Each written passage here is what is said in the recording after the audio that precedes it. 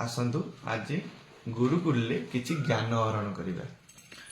दिनकर कथा गोटे धनी व्यक्ति तार बहुत धन थाई सी कौन करे ना घर खंडे कर पार नाला जिते पैसा इनकम कले कौन हम ना खंडे घर कर पार नाला। दिने सी भगवान को बहुत डाके, भगवान को डाकिला परे तार मनस्कामना इच्छा किसी पूरण हो पार नाला।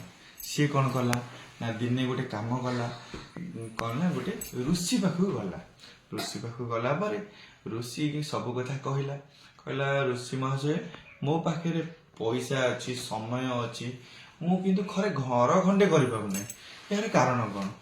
ऋषि से कहले कहले भगवान को डाकतु, भगवान का शरण नियंतु, आपणकर मनस्कामना पूर्ण हम। एति कहले ऋषि कहले मुझे सब काम करुच्ची किंतु मोर एक काम हो पारुना।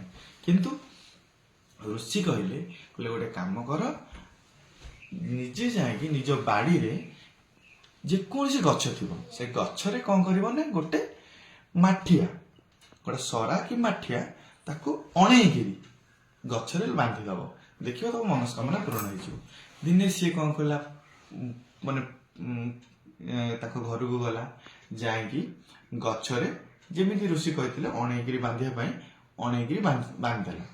बांधिदेला परे किछि दिन गला गला पर से घर संपूर्ण कर पारला।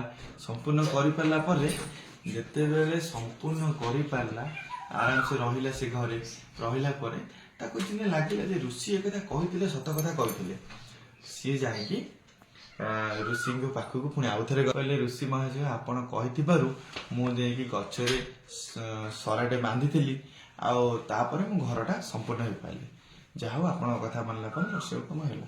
ऋषि कहले नाइ मु ए सब किछि करि नथली आउ ए सब करिथिले कि तमे जो बांधिथिल सराटा बांधिथिल सेई सरारे छोट छोट चढ़ई आसथिले आ चढ़ई रहिकी सेतरे बसा बांधिकी ताकर छोट छोट पिला जन्म करथिले। से ताको आशीर्वादरू आज तमे घर खंडे कर पारलो। से माने खुशी हैला, हैप्पीनेस हेले आ तमे भी जाईकी घर खंडे कर पारलो। तांको दयारू तांको दुआरू तमे आज घर खंडे कंप्लीट कर पारलो। तो एथुरु तमे कौन शिक्षा पाइलो ना एक्चुअली जदि आमे काहार जदि आमे कौनसी लोकर जानी शुणी हो कि अजाणतर हो जदि आमे किछि मंगल करिवा किछि काम करिया कि हेल्प करिया जानी शुणी हो कि अजाणतर हो आम जदि किछि परर उपकार करिवा तले आम निजर उपकार हो। जदि आपण मानक भिडियोटी भल लागिछि लाइक करंतु, कमेंट करंतु, शेयर करंतु।